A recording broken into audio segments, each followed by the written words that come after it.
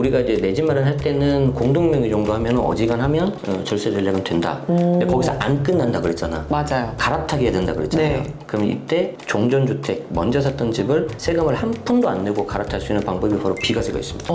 양도세 비과세. 네네. 근데 결혼한 사람들은 이제 배우자가 네. 있고 형제나 아니면 네, 이렇게 네. 공동명의 할 수 있는 사람이 있으면 좋은데 네. 만약에 없다라고 하는 경우는 어떻게 또 절세를 할 수 있는지 궁금해요. 두 가지가 있어요. 네. 첫 번째는 배우자 공동명의가 유리한 이유는 네. 예를 들어서 내가 10억짜리를 사는데 남편이 예를 들어서 10억짜리를 돈 다 내버려요. 네네. 그러면 5대5로 했을 때 5억을 내가 와이프한테 증여한 거잖아요. 네. 맞죠? 네. 근데 배우자 간에는 6억까지 증여재산 공제가 돼요. 그러니까 증여세 이슈가 없어. 네. 그렇기 때문에 그냥 쉽게 할 수 있는데 다른 가족들 같은 경우에는 그렇게 안 되거든요. 네. 뭐 보통 해봤자 1,000만 원이란 말이에요. 자, 그러면은 내가 동생하고 한다. 네. 첫 번째 방법. 그러면 내가 5대5로 하잖아요. 네. 그러면 나 5억, 동생 5억 가져와서 사면 돼요. 근데 대출 들어가겠죠? 네. 그럼 대출 빼고 남은 금액에서 5대5 하면 돼요.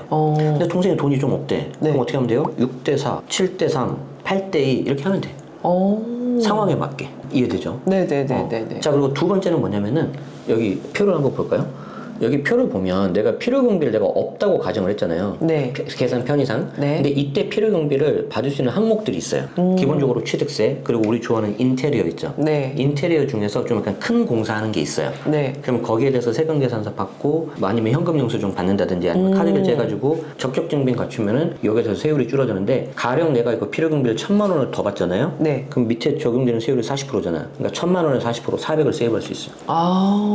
그럼 이거 내가 챙겼냐 안 챙겼냐에 따라서 벌써 몇백이 또 왔다 갔다 하잖아. 그러네요. 그러니까 필요 경비를 제대로 꼼꼼하게 챙겨놨다가 네. 하는 방법과 형제를 이용하거나 아니면 다른 가족들하고 해도 돼요. 네, 다른 뭐 부모님하고 가족을. 해도 되고. 다른 가족 이용해서 공동 명의로 반드시 해서 세금 절세하는 방법이 있군요. 그렇죠. 그리고 이제 이거는 뭐 논외인데 세 번째 방법은 뭐냐면 좋은 걸 사시면 됩니다. 그쵸. 그래서 확실하게 더 많이 올라버리면 일단은 뭔가 올라야 절세가 가능합니다. 네.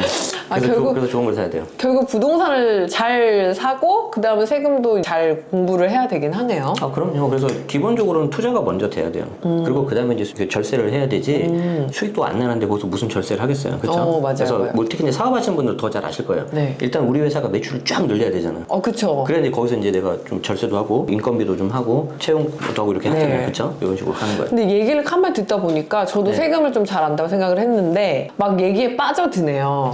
그리고 이게 정말 내가 시간 관계상 다 못하는데 정말 기가 막힌 막 재밌는 막 그런 케이스들이 너무 많아요. 얘기 좀 하나만 더 해주시면 안 돼요? 어떻게 뭐 센 걸로? 네, 센 걸로요. 자, 센 거. 이거 약간 좀 이거는 센 건데 네. 세금을 낸 건가요? 아니면 낼 뻔했다가 안 낸 건가요? 낸 거죠. 그러면 남의 네. 일이니까 재밌잖아요. 그래도 내 돈 아니니까. 안타깝잖아. 자, 보세요. 두 가지를 제가 설명드릴게요. 네. 첫 번째는 좀 쉽고 뒤에 건 좀 어려운데 네. 한번 잘 들어봐요. 자, 첫 번째는 뭐냐면 이분이 주택을 하나 가지고 있었어요. 네. 그리고 2번하고 3번 분양권 투자하려고 들어간 거야. 네. 그래서 이제 들어가면 우리가 보통 처음에 부동산을 가잖아요. 네. 그럼 이제 부동산 소장님이 뭐라 그래요? 이거 미분양 줍줍이고 뭐 주택수도 빠지고 뭐 혜택도 있고 하니까 해봐라 하잖아요. 네. 자, 근데 그 말만 듣고 두 개를 지른 거예요. 자, 두 개를 질렀어요. 와. 자, 그리고 나서 보통 2번하고 3번을 먼저 팔아야 되는데 네. 잘 안 팔릴 수 있잖아요. 그죠? 근데 이분이 이제 착각을 한 거예요. 주택수가 빠진다 그랬지. 주택수가 빠지고 또 우리가 입장에서는 분양권은 주택이 아니잖아. 네. 실물이 없잖아. 네. 그렇기 때문에 주택수가 빠진다고 생각할 수 있잖아요. 네. 아마 이 방송 들으신 분들도 굉장히 그렇게 많이 생각하실 수 있을 것 같아. 자, 그럼 여기서 질문. 1번 주택을 팔았어. 네. 그럼 이때 비과세가 제가 가능하다고 했었잖아요. 네. 그 비과세가 가능하다고 했을 때 나머지 2번하고 3번 분양권이 주택이 아니라 분양권이니까 주택수가 들어갈까 안 들어갈까? 잘 모르겠어요. 진짜 말 그대로 분양권은 주택이 보이지 않으니까 네. 헷갈려요. 그런데 이게 밑에 좀 날짜를 제가 빨간색으로 했잖아요. 네. 21년 1월 1일 벌써 지금 뭐 4년 전이잖아. 그쵸. 기억도 안 기억도 나. 안 나요. 네. 자, 근데 요날 무슨 날이 있었냐면은 우리 주택 분양권도 네. 다른 주택 비과세 판단할 때는 주택수에 들어간다. 그래서 이게 좀 어려워. 그래서 21년 1월 1일부터는 양도세 비과세 할 때 이 분양권 있으면 주택수에 들어가 버려요. 그럼 이제 여기서는 제가 시간 관계상 다 못하는데 취득세 8% 11% 중과 들어간다 그랬잖아요. 네. 이때 분양권은 20년 8월 12일이야. 그러니까 이런 게 우리를 힘들게 하는 거야. 맞아요. 외워야 되니까. 네. 자, 그래서 이 사람은 어떻게 됐냐? 이걸 팔았어요. 네. 근데 3주택이잖아요. 네. 비과세가 안 돼. 어떻게 해요, 그러면? 돈을 벌써 낸 거예요. 세금 그러면은? 내야지. 그래가지고 이분이 저희 카페에다가 남긴 거예요. 제목 보세요. 양도세 1억 내라고 세무서 연락 왔네요. 도와주세요. 그러니까 일단 세무서에서 연락이 왔다 그랬잖아요. 네. 저건 도와줄 수 있는 방법이 없어요. 자, 그리고 이제 좀 안타깝지만 내가 닉네임은 가렸는데 보세요. 23년 7월 27일 0027분이야.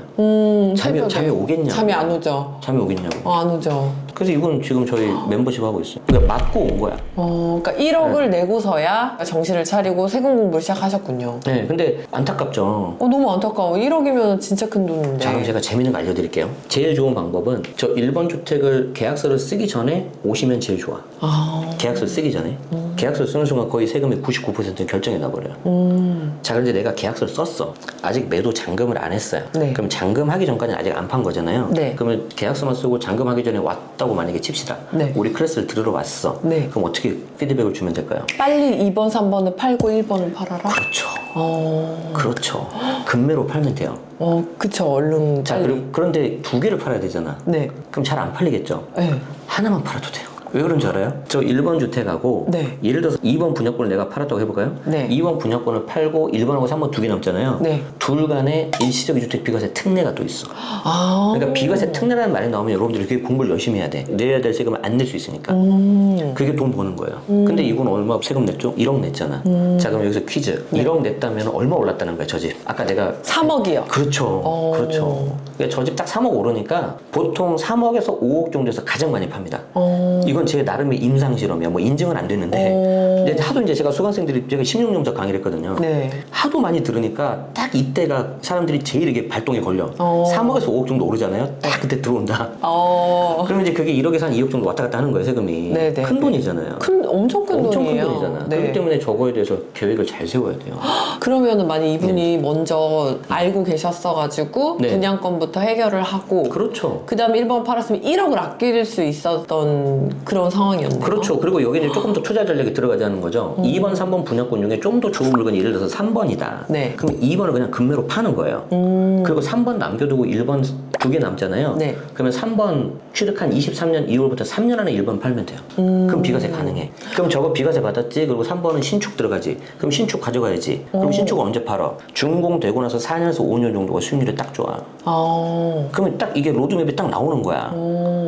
아니 지금 이제 얘기해 주시는 게 저는 계속 얘기를 들으면서 와 이게 다르다 느꼈던 게 뭐냐면 이게 세무사는 얘기해 줄 수 있거든요. 일시적 2주택 이런 거나 그리고 비과세 이런 얘기해 줄 수는 있어요. 근데 지금 얘기해 주시면서 전략도 짜주시는 거예요. 두 개 중에 금매로 빨리 팔 수 있는 것부터 팔아라. 그리고 나서 1번을 팔고 3번은 보유했다가 입주해가지고 4년? 4년에서 5년. 그것까지 계획 주신 거 너무 좋네요. 그리고 저 3번이 신축이 되잖아요. 네. 예를 들어서 25년 2월 달에 신축이 딱 들어왔어. 네. 그러고 나서 1년 지나서 26년도에 4번 주택을 사잖아요. 네. 그럼 이 두 개 다 비과세 받을 수 있어요. 둘 다. 연속적인 비과세가 가능하네요. 그러면 이걸 연속적으로 해서 계속 자금을 굴릴 수가 있잖아요. 네. 그럼 제가 말했잖아요. 분명히 첫 번째 집 마련하고 그 다음에 갈아타기 할 수밖에 없다고. 네. 그럼 갈아타기 몇 번 해서 중심지로 가야 돼. 그죠. 그리고 이제 중심지 가면 이제 그때 되면 이제 나도 좀 나이도 들고 무릎도 좀 시큰하고 네, 이제 그러면 그죠. 그 다음에 뭔 생각나냐면 이제 월세를 좀 해야겠다. 그러면 이제 우리 대표님 강의도 들어서 월세 만들고 이렇게 딱 하면 그럼 이제 로드맵이 딱 나오는 거야 이게. 그러면 이제 그때 필요한 게 이제 뭐가 필요하냐면은 이제 법인 사업자에 대한 이해가 좀 들어가야 됩니다. 내가 이제 급여를 얼마로 할 거냐, 배당을 어느 정도 할 거냐. 네. 그럼 이제 요즘에 이제 핫한 게 뭐예요? 나는 그냥 1번 주택 가지고 있으면서 네. 그냥 2번 분양권을 전매하려고 했는데 세금이 너무 많이 나와. 뭔가 이상해. 그러니까 1번은 가지고 있고 2번은 그냥 주택 사고 팔고 해가지고 내가 차익을 남기겠다. 매매 사업자라고 하거든요. 맞아요. 매매사업도 저도 하고 있어요. 이런 것도 하면은 되게 재밌고 좋아요. 네. 그러니까 이게 세금 전략을 알고 할 때랑 모르고 할 때랑 부동산이 아무리 많이 올라봤자 세금 내고 나면 남는 게 없어져 버리는데 미리미리 준비해서 알고 할 때 차이가 진짜 크네요. 맞아요. 그러니까 이렇게 생각하시면 돼요. 내가 세금은 복잡하고 네. 나중에 고민하면 되고 맞아요. 어려운데 왜 해야 되냐 그게 아니고 네. 내가 어떻게 해서든 이 부동산 자산으로 투자 로드맵을 짤 거냐 그럼 요때 필요한 게 세금 전략이 뭐냐 그리고 중요한 게 분명히 뭐냐면은 사업자예요. 그래서 개인 사업자로 할 거냐 법인 사업자로 할 거냐 저는 법인 사업자 2개 개인 사업자도 2개 갖고 있습니다. 왜 그러냐면 사업자 용도가 다 달라요. 그리고 이 사업자에서 또 대출을 이렇게 해야 돼. 그러면 거기까지 가면 마지막 종착지는 뭐냐면 세금하고 대출이래요. 이게 거의 8할이야 내가 봤을 때는. 부동산 투자에서. 그래서 여러분들이 좀 그런 관점에서 좀 생각만 바꿔도 나중에 부동산 투자하고 내 집 마련하는 게 훨씬 달라질 거예요. 제가 장담합니다. 지금 이게 집이 한 채도 없는 분들은 세금은 나랑 먼 얘기다 이렇게 생각을 하시고 네. 그리고 나는 뭐 내 집 마련 하나 하는 게 꿈이고 그것만 하면 되지라고 생각을 하는데 네. 실질적으로 생애주기를 쫙 펼쳐놓고 보면 내 집이 없을 때는 내 집 마련 하나만 생각하기 때문에 세금 공부를 안 하지만 살 때부터 공부를 해서 잘 전략을 짜서 잘 매입을 해야 되고 살다 보면 처음엔 방 2개 있는 것도 만족하고 행복했지만 어느 순간 방 2개가 부족해서 3개짜리로 가시게 되면 갈아타기 전략에도 세금이 필요하고 이렇게 갈아타다가 집에서는 그래 이 정도면 됐어 할 때 월세도 어느 정도 좀 필요할 것 같아 라는 시즌이 온다 우리 인생에서는 당연하죠.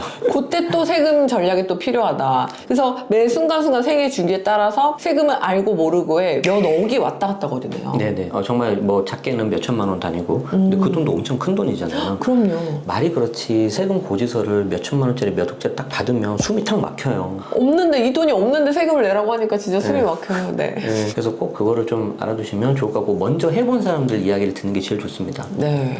당근. 그러면 이제 제가 내 집 마련을 하려고 하는 사람이에요. 네네. 그래서 이제 소중한 내 투자금을 가지고 내 집 마련을 하려고 할 때 정확하게 알아야 되는 세금은 뭐가 있는지 그게 궁금해요. 네, 예를 들어서 내가 5억짜리 집을 사본다고 합시다. 네. 그럼 처음에 가장 먼저 내는 세금이 취득세예요. 네. 다행히 6억 이하는 1%입니다.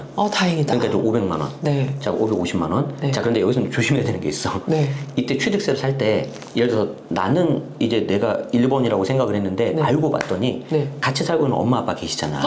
엄마 그쵸. 아빠가 아니, 몰래는 아닌데 네. 조그맣게 뭐 시골에 집 있다고 가정해봐요. 네네네네. 근데 얘가 취득세 카운트 할 때 들어갈 수도 있거든요. 근데 엄마 아빠 하나씩 있어. 네. 근데 내가 딱 샀어. 그럼 나는 이제 세대 기준으로 세 번째가 돼버리잖아요. 네. 나한테는 처음인데 네. 그럼 취득세 8% 냅니다.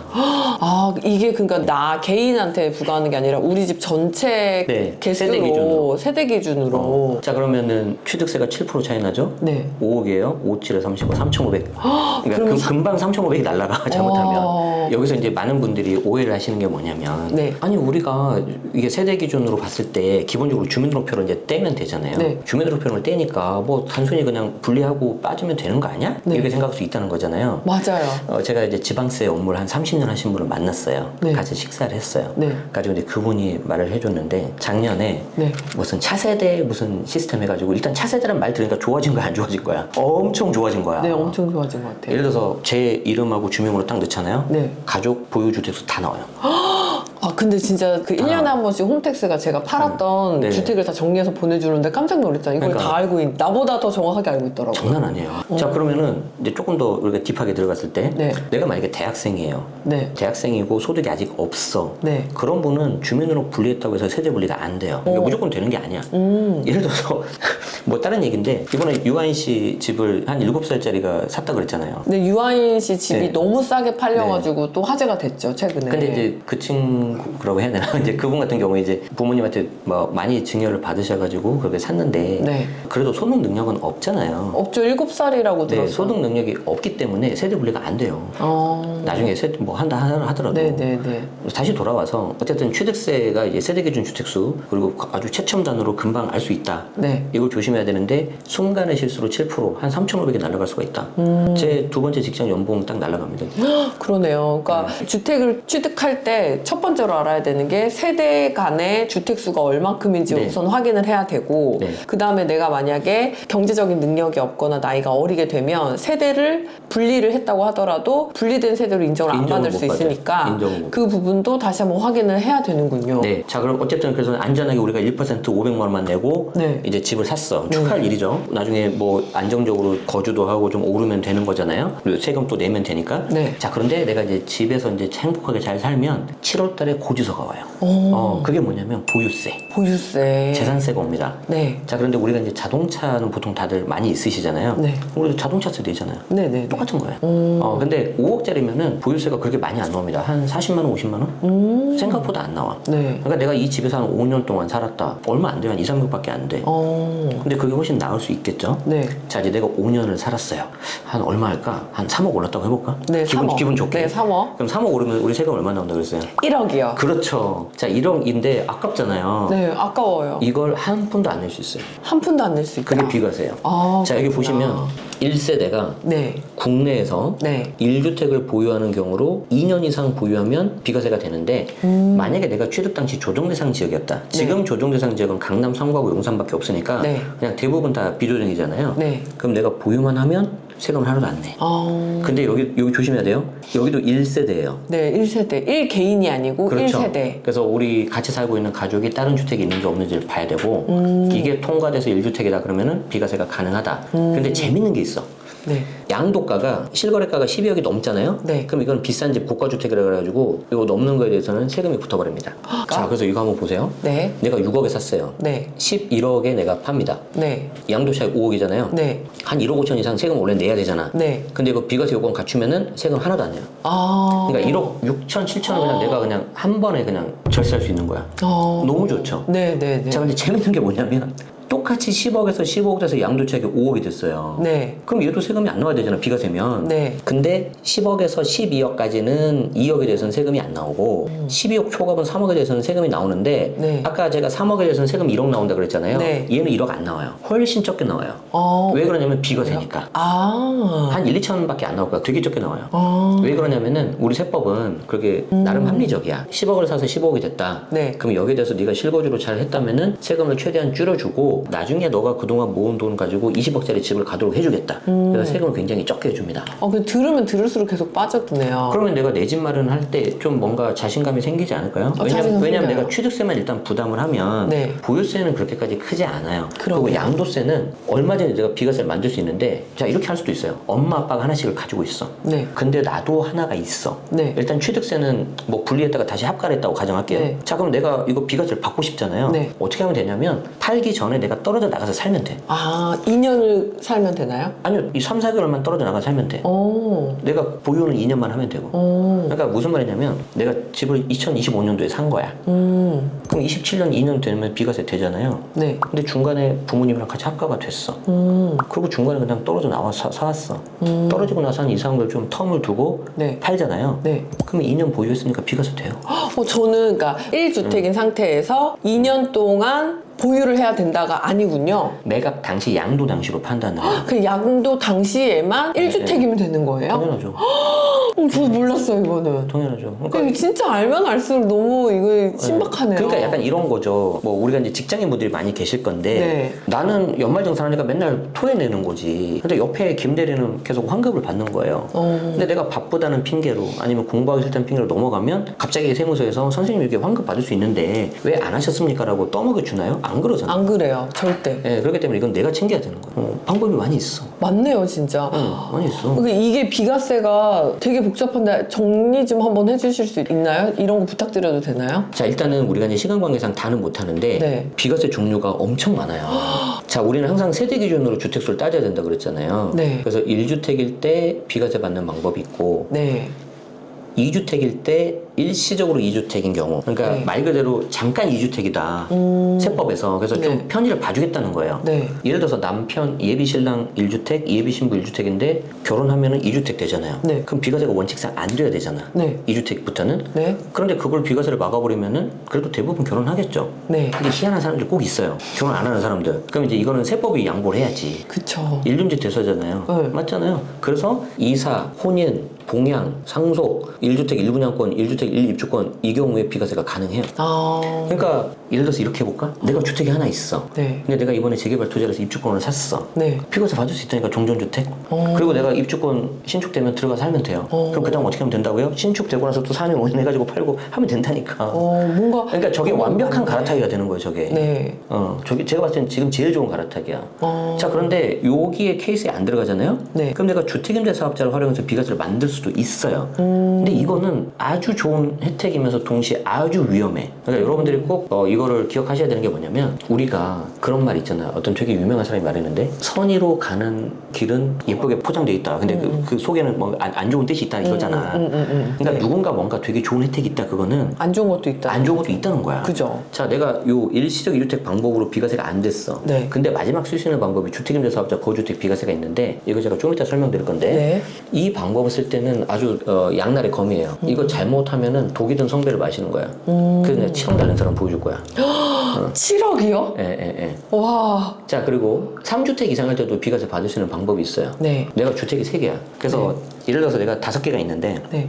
물론 이제 일부 그런 분들 계실 수 있잖아요. 네. 그러면 가장 좋은 방법은 4개를 팔고 하나가 남으면 비과세 받을 수 있죠. 네. 근데 그렇게 하면 안 돼. 다섯 개에서 세 개만 팔아야 돼. 5개에서 3개만? 그럼 몇 개 남아요? 두 개요. 2개 남죠? 네. 2개 남으면 이걸 따져보는 거야. 그러면 2개를 비과세 받을 수 있어요. 하나가 아니라. 이해돼요? 네. 이게 하나가 아니라 2개를 비과세 받을 수도 있어. 와. 그러니까 엄청 많아요. 공부해야겠네요. 그러면은 이게 지금 로드맵이 다 들어가잖아요. 저는 지금 이거 보면서 네, 깜짝 놀랐던 게 저도 이제 잊고 있었던 게 최근에 제가 아시는 어떤 분이 상속으로 주택을 받아서 갑자기 다주택자가 돼가지고 자기 비과세를 못 받게 됐다면서 되게 슬퍼하시는 분이 계셨거든요. 네네네. 근데 상속이면 비과세 할 수 있는 건데 내 조건이 맞아야 돼요. 조건이 네, 무조건 다 되는 건 아니고.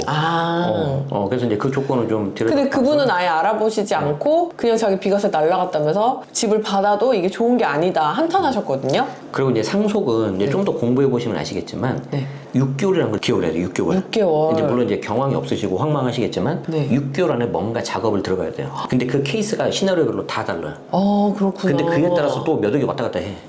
지금 얘기를 가만히 듣다 보니까 정말 이게 세금이 왜 미리 공부해야 돼? 라고 생각을 했는데 취득할 때 그리고 팔 때 정말 중요하네요. 맞아요. 그래서 제가 이제 사례를 하나 더 마지막으로 들어드릴 건데 네. 이건 약간 눈물 없이는 볼 수 없는 사례. 이거 실제 사례. 벌써 이미 냈나요? 이미 끝났고요. 제가 이제 회사 그만뒀을 때 접했던 건데 우리 동료분의 이제 부모님 케이스인데 한번 그렇구나. 볼게요. 네. 상황이 어떤 상황이냐면 서울 강동구의 단독주택인데 이 집에서 이제 오래 거주하신 분이에요. 네. 거의 한평생 사신 거죠? 네. 10억 정도 올랐겠죠? 네.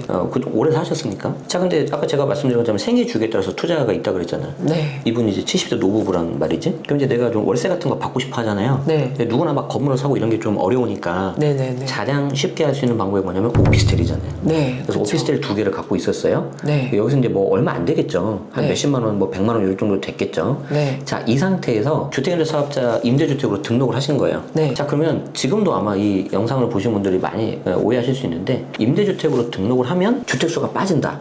이렇게 오해하시는 분들이 계세요. 아닌가요? 안 빠진다기보다는 아주 특별한 경우만 빠져요. 어. 그럼 그 특별한 경우가 뭐냐? 자, 지금부터 제가 말한 요건 다 지켜야 됩니다. 하나도 어긋나면 안 돼요. 네. 첫 번째, 내가 비과세 받으려는 주택에 2년 이상 거주해야 되는데 전 세대원이 다 거주해야 돼요. 조정, 비조정 불문이에요.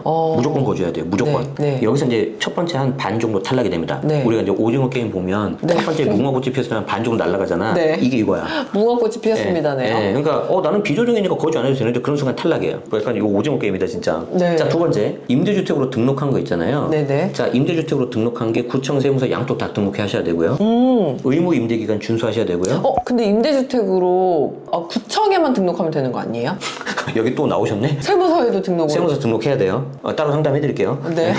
자, 일단 그렇구나. 눈빛이 네네. 굉장히 안 좋아졌어 지금. 네. 자, 구청, 세무서 양쪽 다 등록을 해야 되고요. 그러니까 임대주택, 주택임대 사업자인 경우에. 네. 자, 그리고 내가 혜택을 받으려면 의무 임대 기간 준수해야 되는데 날짜에 따라서 5년, 8년, 10년 다 다릅니다.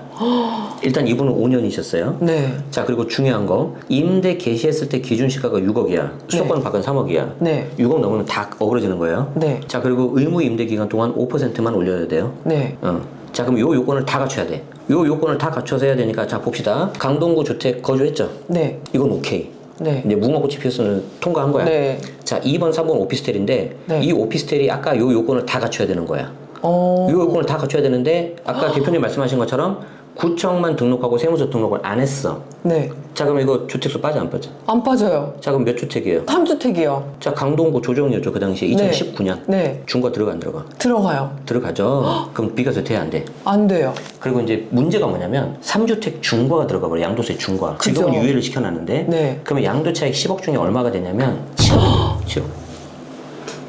근데 안타까운 게 뭐냐면 네. 아까 똑같아요. 뭐냐면 세무서에서 연락 왔다 그랬잖아요. 여기도 연락이 이분도 왔어요? 연락이 온 거야. 그래서 나 너무 화가 난 거예요. 왜냐하면 이렇게 큰 자산을 파는데 어떻게 세무사님하고 상담도 한 번 안 하고 그랬냐 했더니 부동산에서 빠진다고 했다는 거야. 다 그런 건 아니시지만 맞아요. 소장님도 그냥 뭐 정식 상담도 아니고 뭐 이렇게 그냥 가볍게 물어보니까 맞아요. 또 가볍게 얘기한 대답한 걸 수 거고. 있어요. 네. 근데 그건 참고만 해야지. 맞아요. 꼭 마지막에 신고 대행이라는 이런 건 세무사님하고 검증을 해야 되는데 저는 다른 분한테 이런 케이스가 나오면 무조건 세무사님 2명, 3명한테 가라 그래요. 요 케이스는 주택임대사업자 요거는 왜냐면 확인해야 될 게 너무 많아서 그래. 방금 대표님도 금방 실수하잖아. 맞아요. 맞죠? 저 구청에만 신고요. 네. 네. 그게 이제 제가 첫 번째로 이제 좀 너무 안타까운 거였고 두 번째로 안타까운 게 뭐였냐면 네. 이분은 이제 연세도 있으시고 하니까 평생 살았으니까 이거 팔고 노후 자금으로 좀 해서 수도권 외곽에 가서 좀 편하게 살고 싶다는 거였어요. 근데 저 중에 7억을 세금으로 내니까 노후 자금이 있겠냐고요. 없죠. 저 7억이라는 돈은요 어떤 사람한테는 뭐 건물을 살 수도 있는 거고 그럼요. 저거 평생 저거 이렇게 좀 쓰면서 노후를 정말 안정적으로 보낼 수 있는 거고 그럼요. 엄청 큰 엄청 큰 돈이죠. 돈이에요 저거는. 그 다음에 제가 이제 화가 난 게 아니 아무리 그렇다 하더라도 과세 당국에서도 최소한의 좀 안전장치가 있어야지. 맞아요. 너무 좀 심한 거 아니냐. 그 다음에 마지막으로 안타까운 게 뭐였냐면 만약에 저분이 계약서를 쓰기 전에 왔다면 제가 이제 코칭을 했겠죠. 네. 자, 어떻게 코칭을 했을까요? 세무서에 가서 등록하면 그냥 끝나버립니다. 비과세가 돼버려요. 그러네요. 대신 조심해야 되는 게 뭐냐면 오피스텔이니까 당연히 6억 안 넘었겠죠. 네. 2019년이니까 그때 등록을 한 거잖아요. 네. 이때부터 카운트가 돼요. 아. 그러니까 그날로부터 5년 지켜야 돼. 그러니까 비과세를 먼저 받을 수는 있거든요. 네. 근데 5년 안 채우고 또 오피스텔 팔으면 비과세 또 깨져버려요. 그러니까 막 정말 살벌하지 않아요? 살벌해요. 막 얼음장 위를 막 이렇게 가는 아니 느낌. 이 요건을 다 이해하고 외우고 네. 있는 사람들이 과연 있을까? 여기 있잖아. 아 그죠. 야, 내가 주택임대 사업자니까. 있죠 있죠 그러니까 있죠. 나는 생존 절세였단 말이지. 그러네요. 네, 그러니까. 아니, 근데 제 주변에 이러신 분 되게 많거든요. 많아요. 되게 오랫동안 장기로 보유하고 그냥 살아서 자연스럽게 한 10억 정도 올랐고 네. 그리고 월세가 궁궁하여 임대주택 등록을 하신 분들이 꽤 계세요. 네, 네. 근데 이분들이 이걸 자칫 잘못해서 잘못 팔게 되면 비과세를 못 받게 도 양도세를 그렇죠. 엄청 많이 내게 되시겠네요. 그래서 이 경우에는 다행히 다른 요건이 맞기 때문에 세무서에 가서 그냥 등록하면 끝나는 거였고 그게 안 되신 분들은 어떻게 해야 되냐면 아까 방법하고 똑같아요. 1번 이거 매도 잔금 치르기 전에 오피스텔 이거 날려야 돼요. 그럼 어떻게 팔아요? 1번 금매 아니면 세대 분리된 자녀한테 증여 매각 아니면 법인으로 넘기거나 명의를 완전 분리시켜야 돼. 그런 식으로 하면은 그러니까 방법이 있단 말이야. 그죠. 근데 왜 안 알아보고 괜찮겠지 하고 그냥 했는데 우리가 양도세 신고를 보통 팔고 나서 2개월 안에 하잖아요. 네. 그러면 2개월 안에 딱 클로징이 되잖아요. 네. 그러면 그 다음부터 세무공무원들이 들여다봅니다. 그럼 그게 보통 한두 달이 걸려요. 네. 그래서 제가 역산해서 계산을 보니까 팔고 나서 딱 4개월 후에 연락 왔어요. 이거. 아까 분양권도 딱 3개월 있다 연락 오고. 그러니까 내가 팔았다. 뭔가 3, 4개월 있다 뭔가 연락이 온다. 그럼 안 좋은 거야. 그러네요. 안 좋은 거야 그게. 아니 저 지금 가만히 듣다 보니까 제가 알고 싶은 거 위주로 세금을 이해하고 있었거든요. 네. 근데 그거 외에 어디서 어떻게 내 돈을 세금으로 낼지 모르니까 정확하게 알고 있는 게 되게 중요하다. 계속 이게 인지가 되는 것 같아요. 네 맞아요. 그래서 이제 제가 우스갯소리로 그래요. 아니 왜 혼자 그렇게 개정세법을 내고 있냐. 그냥 본인이 막 세법을 개정을 하고 있어. 이렇게 하면 되겠지. 임대주택 등록했으니까 빠지겠지. 그래갖고 막 24년 개정세법 버전하고 자기가 막 해. 그러다가 이렇게 되는 거예요. 근데 우리가 이렇게 안타까운 일을 직접 겪을 필요는 없잖아요. 그죠. 이왕이면 조금 힘드시더라도 노력하셔서 공부하시고 하면은 네. 훨씬 세금도 아낄 수 있고 네. 더 중요한 건 뭐냐면 이제 여러 가지가 보일 거예요. 그럼 이걸 보면서 나는 이 전략으로 가야 되겠다. 그럼 이제 동시에 이게 어떤 경제적 자유라든지 부도 갖출 수가 있는 거죠. 전 가만히 듣다 보니까 단순히 이제 세금을 절세하는 것도 되게 중요한데 세금에 대해서 알고 있으면서 부동산 전략을 제대로 짜서 생애 주기에 맞춰가지고 부동산 투자를 갖고 가는 게 진짜 중요하다. 맞아요. 이 생각이 딱 드네요. 맞아요. 그래서 꼭 그거를 좀 보시면서 여러분들이 잘 갖고 나가시면은 정말 좋을 것 같습니다. 그리고 이제 뭐 이만은 패스합시다. 네. 근데 얘기 한 번만 해주세요. 아니 꼭 제가 아니더라도 다른 분한테 공부해라. 그런 얘기는 하지 마세요. 그런 재미있을 방법이 있어야 돼요. 그래 할 필요 없어. 네. 쓸데없는 얘기했어. 당근 네, 이렇게 세금에 대해서 아는 것이 중요하다. 심지어 그냥 내 집 마련 한 채만 하려고 하시는 분들도 결국은 생애 주기를 펼쳐놓고 보면 갈아타기도 필요하고 월세 세팅도 필요하니 세금에 대해서 미리미리 공부하고 준비하는 게 중요하다. 이걸 배운 것 같습니다. 네, 이 영상 보신 분들도 세금 공부를 시작하셔야 될 때 아닌가 한번 고민해 보시고 도움이 되셨으면 좋겠습니다.